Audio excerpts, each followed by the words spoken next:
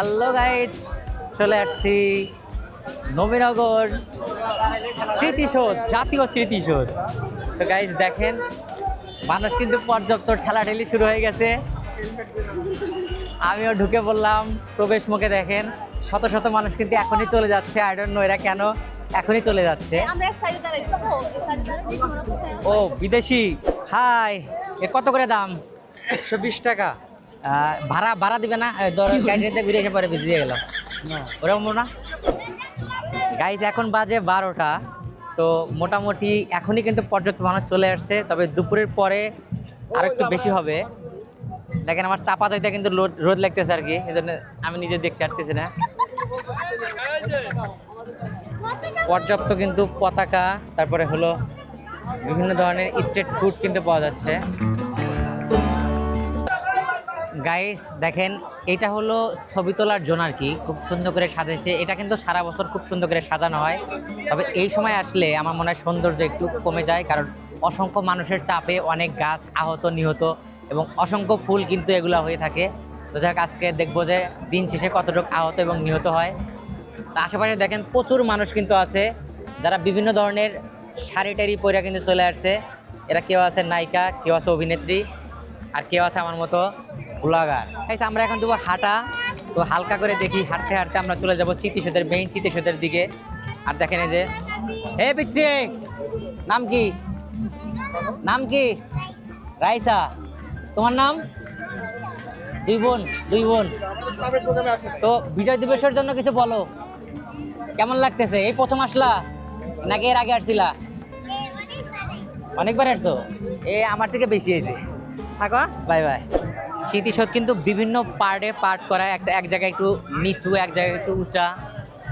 হ্যাঁ, hi aunty, কেমন আছেন? ভালো।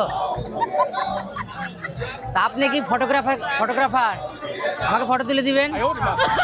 ওই দেখেন গার্মেন্টস শ্রমিকরা কিন্তু এখানে।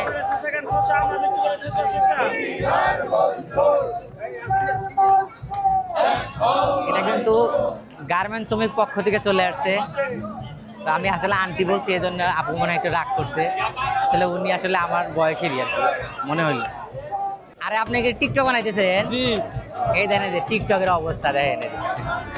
গাইস, এখানে কিন্তু প্রচন্ড প্রচন্ড অসংখ্য টিকটকার আছে, তো তাদের সাথে একটু কথা মতো হবে, মত মাসতে হবে। আর সেলফি তোলার মানুষের তো কোনো অভাবই নাই, সবাই সেলফি তোলে সবাই। কি অবস্থা? বেচা কেনা কিরকম? সকাল থেকে এটা কত টাকা বিক্রি করছেন? কিন্তু এটা বাটন ফোনই, বুঝলেন? এটা কিন্তু অরিজিনাল বাটন ফোন। আর আপনারা কি সাপড়ি ব্লগার? হ্যাঁ, আমরা নাইস টু মিট ইউ। উন্নত মানের সাপড়ি ব্লগার দেখে। আপনাদের ফলোয়ার কত?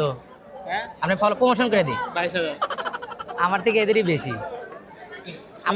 আমারটা প্রমোশন করে দিই। আমি আরো ভালো ভিডিও বানাই তাইলে। আমারটা 1 লাখ, আমার ফলোয়ার 1 লাখ। তাইলে তো আরো ভালো। এইখানে দেখেন, এটা হলো একটা নার্সারি আর কি। তো নার্সারিটাকে অনেক সুন্দর করে সাজাইছে, লাল। ওটা কি, ওর কি ফুল, ওটার নাম? তো সবচেয়ে বড় কথা হলো যে বাঙালি তারেক অন দা ওয়ে। তো দেখেন এখানে কিন্তু প্রচুর মানুষ ছবি তোলার জন্য ভিড় করতেছে। তো আমিও আসলে ওই প্রথম পাবলিকই, আমার একটা ছবি দিলে দাও। গাইস, আমরা কিন্তু পরবর্তী পার্টে চলে আসছি। এখানে কিন্তু অসংখ্য অসংখ্য অসংখ্য অসংখ্য ছাপড়ি ব্লগার দেখা যাচ্ছে। আর দেখতেই পাচ্ছেন জায়গাটা অনেক সুন্দর, প্রচুর কিন্তু মানুষ কিন্তু ভিড় জমাচ্ছে সেলফি টেলফি তোলার জন্য। তো আমি চলে আসলাম। এটা হলো এক সাগর রক্তের বিনিময়ে। গাইস, একটা জিনিস দেখেন, এইখান থেকে কিন্তু ফিরে আসছে, আর ওইখানে পলিটিক্যাল নেতারা যারা আছে তারা ব্যানার ট্যানার নিয়ে কিন্তু চলে আসছে। তো ওইখানে অসংখ্য ভিড় আর কি। আমরা ভিড়ে যাই না, আমরা এই যে ফ্রিতে যাচ্ছি। এখানে কিন্তু আমাদের অনেক বেশি সম্মাননা বেশি দিচ্ছে। এখানে কিন্তু একজনকে দেখা যাচ্ছে স্মৃতিসৌধ ম্যান।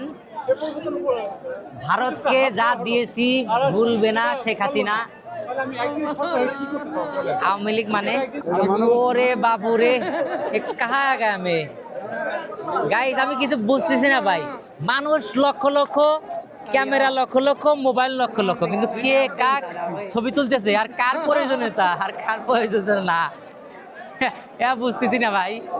এখানে একটু যাই, এখানে দেখি জটলা বেঁধে আছে। তো এখানে কে আসলো তাকে দেখার জন্য। এখানে কে আসছে আর কি দেখি। ও এখানে সব ফুল দিছে আর কি, ফুলগুলো সব জমা করে দিয়েছে এখানে, শ্রদ্ধাঞ্জলি যাকে বলে। আমাকে ফুল দেন তো দুইটা। আসলে আমি 2-3 দিনে ফুল নিয়ে যাবো আর কি এখান থেকে। গাইস, এদের এখানে একটা আপু পাওয়া গেছে। আপু, আপনি এত সাজুগুজু করে সকাল সকাল কেমনে আসলেন? কোথা থেকে আসলেন? আমি সাভার থেকে আসছি। সাভার থেকে। আপনি কি কন্টেন্ট বানান? আমার একটা ইউটিউব চ্যানেল আছে, ফারজানা আক্তার মায়া। আপনি আর কি আমার একটা টিকটক আইডি আছে। কি বিষয়ে ভিডিও বানান? বেশিরভাগ ফানি আর ডান্স। ডান্স করেন? হ্যাঁ। একটু ডান্স দেন তো একটু হালকা। এখন তো গান ছাড়া ডান্স করে আর আমি গান বলি, সাইয়া সাইয়া সাইয়া সাইয়া তেরে সাইয়া সাইয়া সাইয়া সাইয়া। আপু তো খুব সুন্দর ডান্স করে। Thank you. ভালো থাকবেন। গাইস, এটা হলো স্মৃতিসৌধ আর কি। স্মৃতিসৌধের সামনে কিন্তু সুন্দর একটা পানি, এখানে কিন্তু পদ্ম ফুল টুল আছে সারি সারি। তবে পদ্ম ফুল আর একটু বেশি থাকলে মনে হয় ভালো হইতো, একটু কম কম লাগতেছে আর কি। গাইস, একটা জিনিস লক্ষ্য করেন, ধরেন স্মৃতিসৌধটা বানাইছিল, ধরেন যখনই বানায় 71 পরে বানাইছে, তো যাই হোক স্মৃতিসৌধ বানানোর সময় এটা হলো পুবে দিছে আর কি। কারণ সকাল 10টার সময় যারা এখানে এসে চাপার সামনে এই ছবিটা তুলতে চাইবে, তাদের ছবি তো কালা আসবে। তখন তো বুদ্ধিজীবীরা বুঝতে পারে না যে এখানে আসলে ছবি সবসময় হলো সূর্যের বিপরীতে ভালো হয়। আবার এখানে লাইটের ব্যবস্থাও নেই, এই জন্য আমি নিজেও কাল্লা হয়ে গেছি। এই প্রবলেমটা অসংখ্য সুন্দরী মেয়েদের হচ্ছে, তারা মূলতই সুন্দরী, আর যারা একটু কাইলে তারা তো এমনি কাইলে, তাদের অবশ্য সমস্যা হচ্ছে না, সাদা কালো মনে করে চালিয়ে দিবে।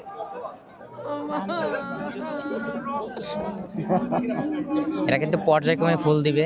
তো এখনো ঢাকা 10 আসন থেকে আর কি সংসদ সদস্য প্রার্থী আসিফ মাহমুদ সজীব ভুঁইয়া কিন্তু ঢাকা 10 আসন থেকে নির্বাচন করবে হয়তো।